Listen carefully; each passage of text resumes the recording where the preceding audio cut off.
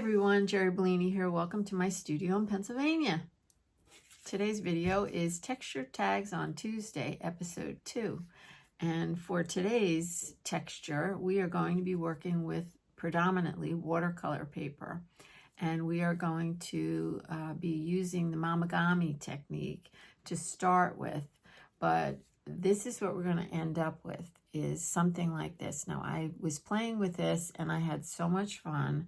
I did so many samples. They're all over the desk and you will see them at the end of the video. But what I wanted to share with you right in the beginning was, I just went crazy.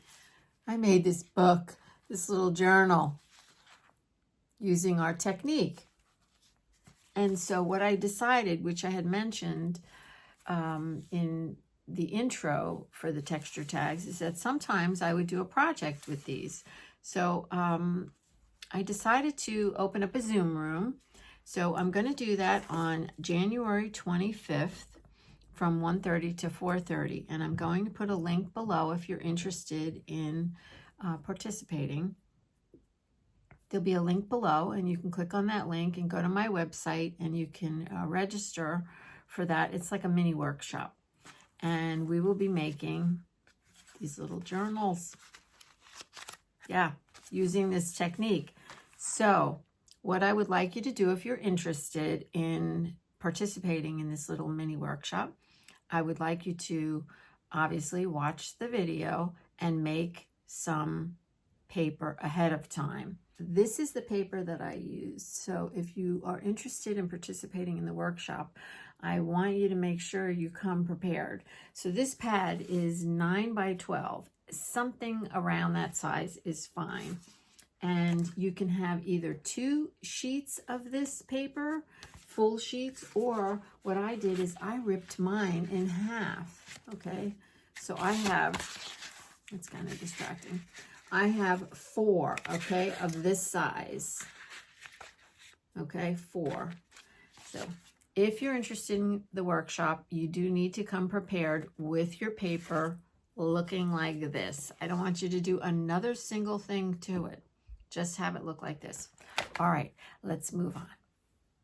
If you have any questions, just send me an email. My email is below, or leave a message in the comments.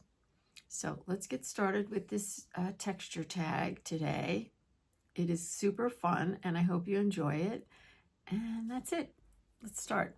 Let's go over the supplies first. So I'm starting with watercolor paper, but I am also experimenting with other papers as I go along. But ultimately, you're going to need some kind of a thick paper.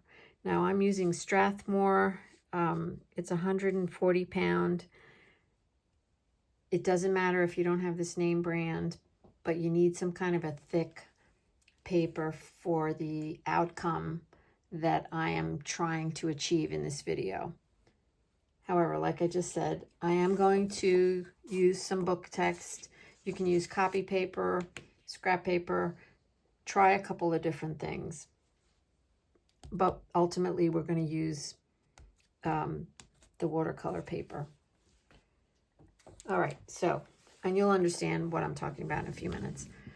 I'm using acrylic paint, and it doesn't matter what brand it is. I'm using raw sienna, raw umber, and yellow ochre, and a little bit of this. And this doesn't really have a name that I have been able to see, but I bought it at Target, and it's like a tan color.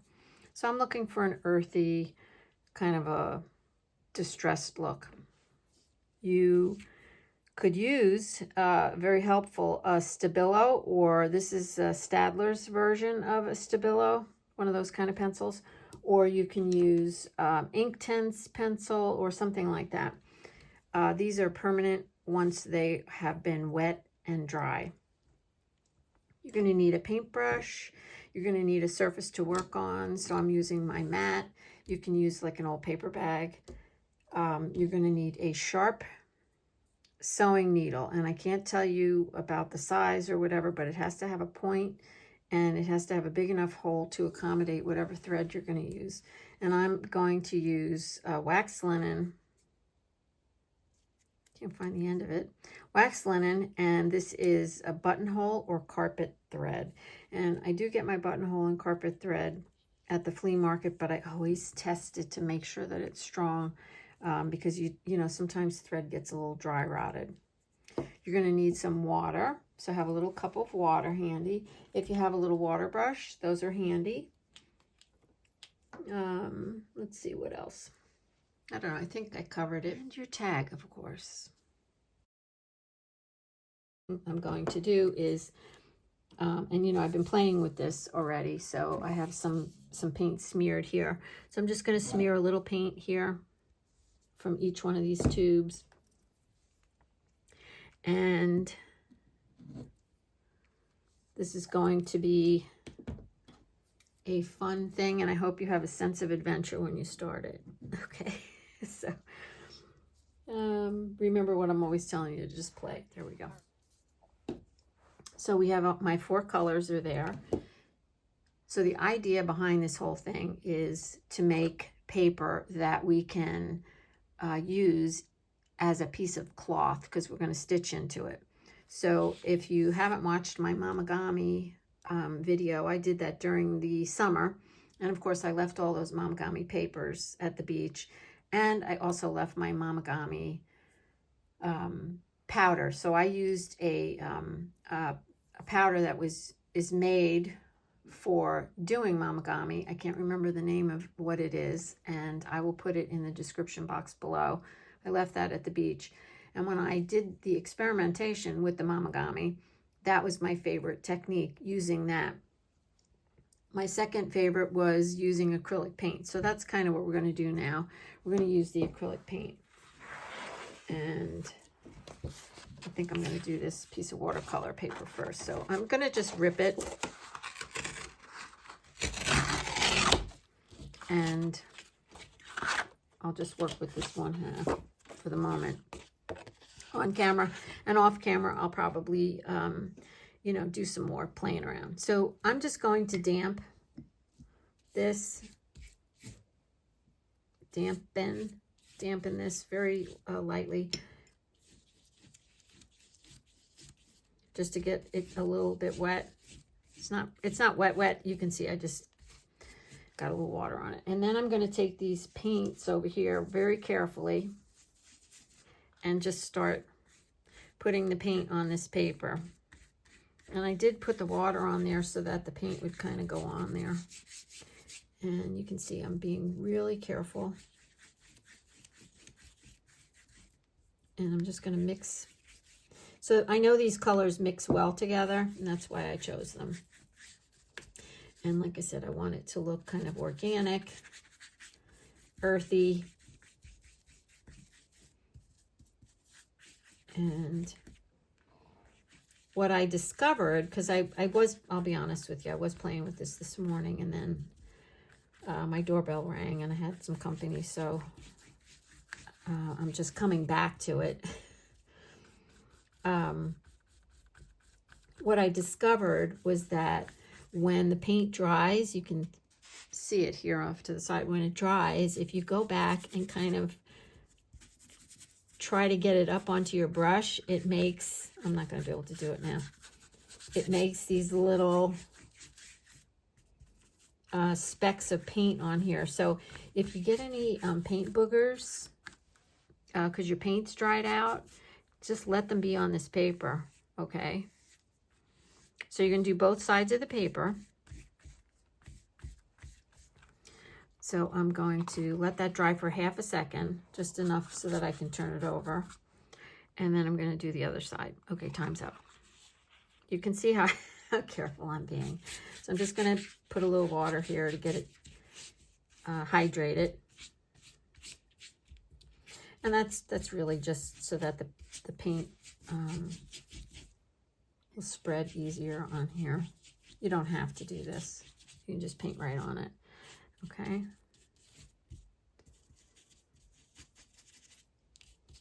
I'm hoping to pick up some of these little crusties over here on the thing. It might be a little too dry. Oh, nope, there's a couple. I got a couple right there. because I think the crusties will look interesting.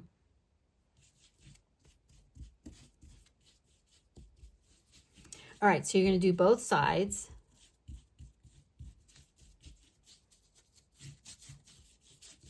Okay, and again, being really careful as you're painting, be really careful.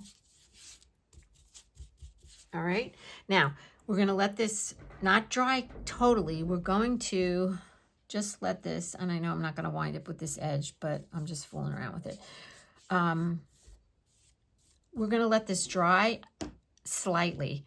So you want it to be cool to the touch, but not like it's kind of ooey wet. So I'm going to let it sit here for a minute and dry ever so slightly, and then I'll be back.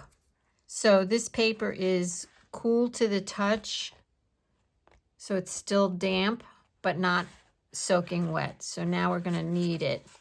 Okay, we're going to knead it, and I mean squish it.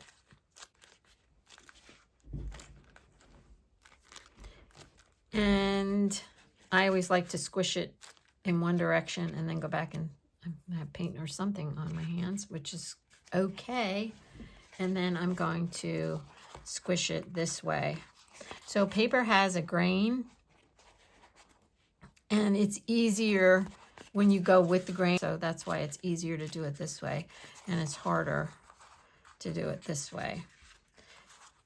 And don't worry if the paper gets a hole in it and rips, because we're going to rip it anyway at some point. Okay, so if you do this, and this is just the glue from the outside of the paper, if you do this while it's damp, it just crinkles better. It kneads better. Okay, so that's what we're going to do, and just keep doing that. If you happen to have walked away and left it just, you know, pretty much crumpled, and you came back and now it's really dry, we want to get it a little bit on the flatter side so that we can work with it. Just rehydrate it. And the watercolor paper, and then it will flatten out. And we don't want it flat. We want all the textures, but we just don't want it in a ball. All right, so now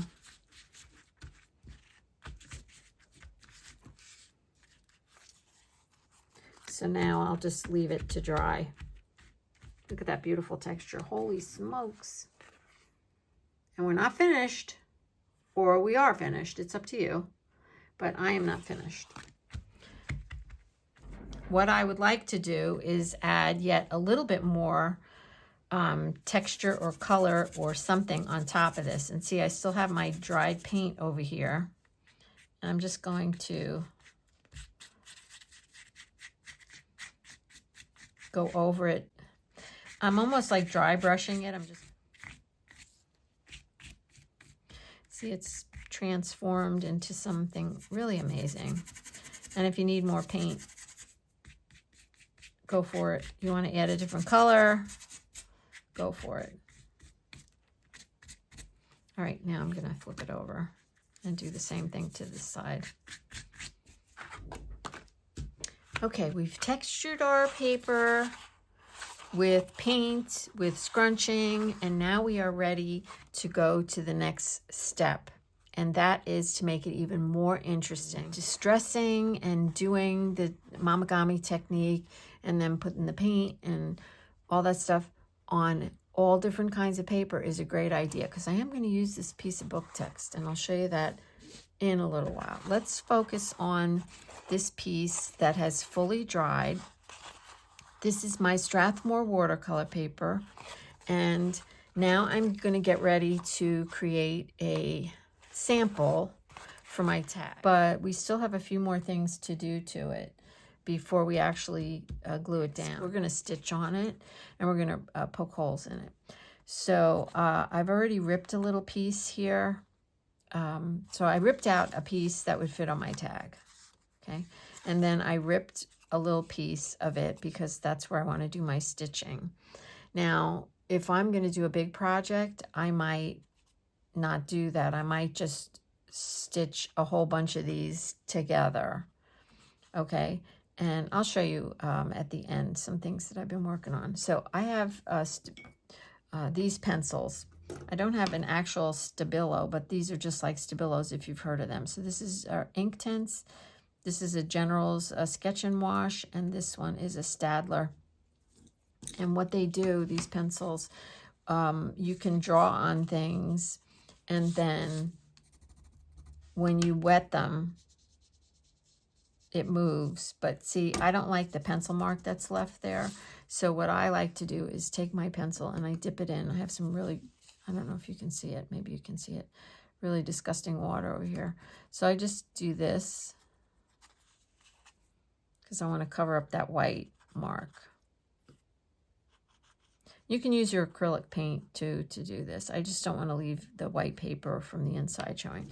Keep a brush handy though when you do this, so that you don't have the pencil marks, the drawing marks, and you can move it around. So see, that's what I want. I wanted the dark. All right, so now we've got a rip in it, and you might have to dampen the paper just a little bit to rip it. Try it dry and then try it wet. Now I am going to dampen it a little bit for what I'm going to do next. I'm going to put some holes in it, and I can actually just stick my finger into the paper and make a hole, make a little rip mark if it's damp. If it's dry, it's much harder.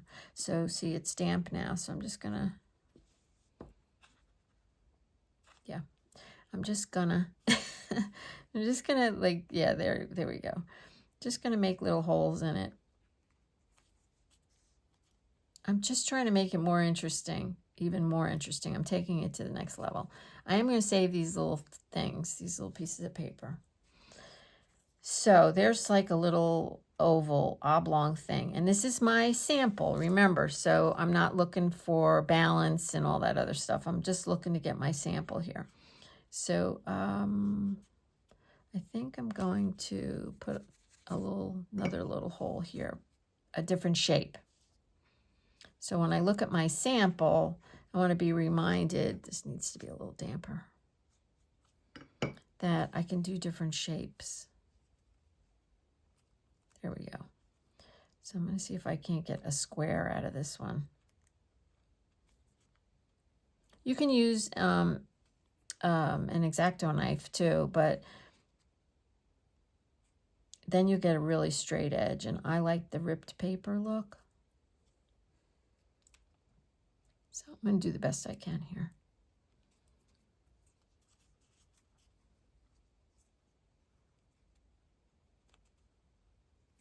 Okay, square enough. So now I'm going to take my snazzy pencil and just get rid of that white.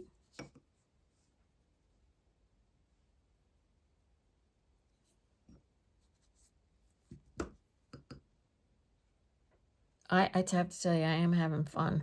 I've been having a lot of fun with this. I haven't had my paints and my papers out for a really long time.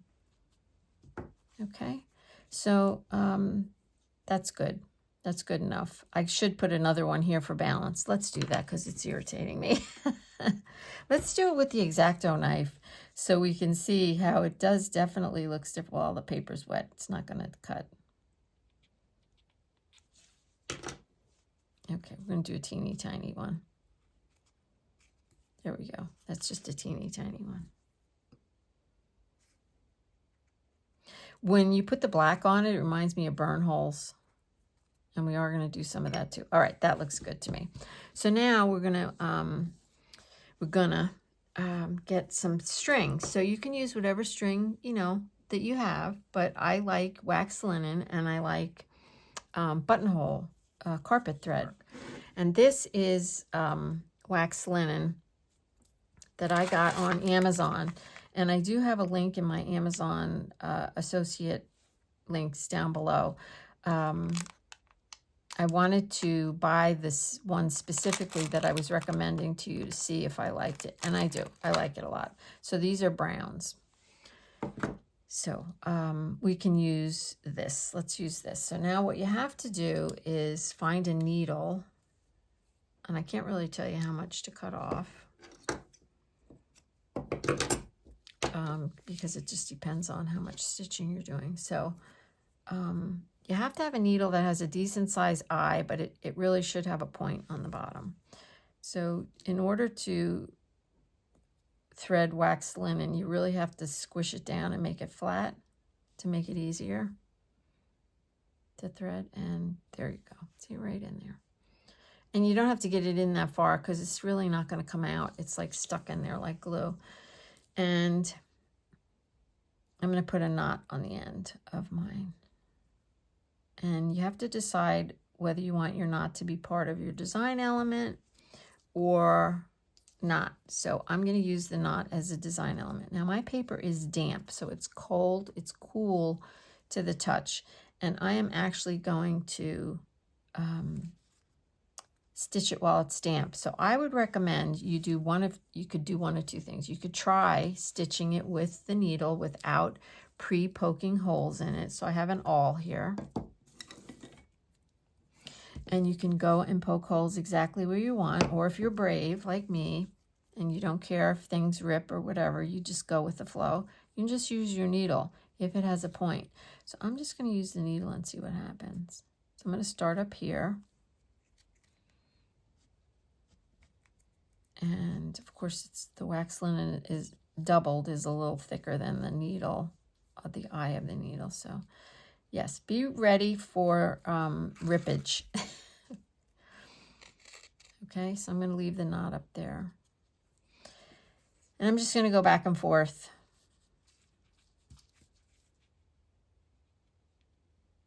So you try stitching it when it's totally dry, and then try when it's a little damp and see what you like better.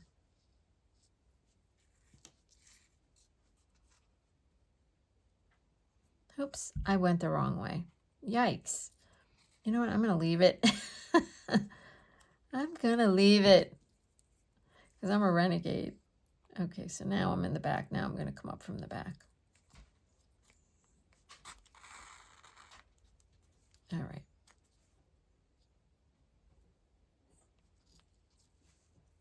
I probably, I thought I heard something. You probably said, Jeri, you're going the wrong way. I heard you. All right, so now I'm just going to go back and forth.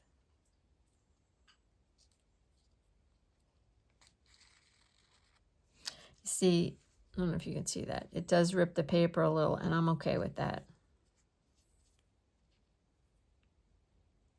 So I'm just going to stitch down this ripped line, and then I will come back.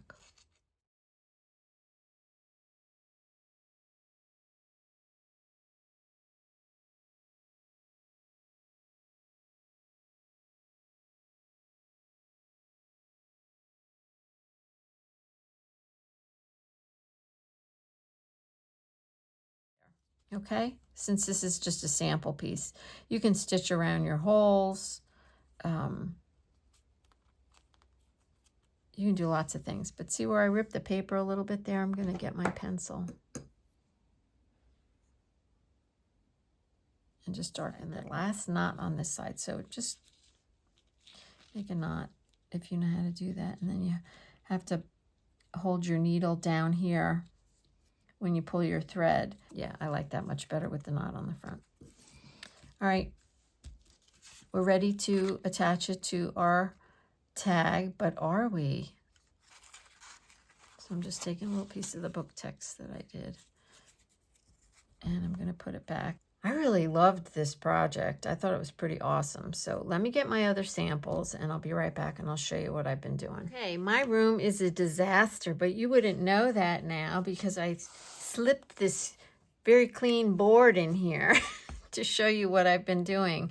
So these are some of my samples, and I really loved creating this. Here's my tag that I'm going to keep for my sample, and I wrote. So this is what I wrote on the back of my tag. Number 2, watercolor paper.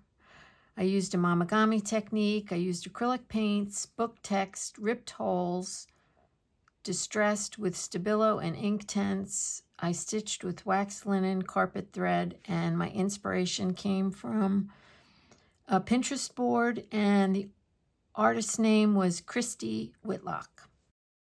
I started an inspiration board on Pinterest for our texture tags. See the link below. If I find something on the internet, I'll add it here so you can see what inspired me. And so this tag, I did glue down a few of the little pieces that came from the holes that I ripped on these pieces. And I did stitch with buttonhole. This is the buttonhole thread. Okay, and I just kind of went crisscrossy. I went a little crazy. And then this is waxed linen. This is waxed linen also. And so is this. There you have it. I hope you enjoyed this. I really did. And yeah, just remember to keep moving. Just play, no rules, and remember to find something to be grateful for each and every day. And you know I'm going to be pulling this book over every time I say that from now on, and write it in your gratitude journal. Okay, I will see you again next time. Thank you so much for watching. Bye.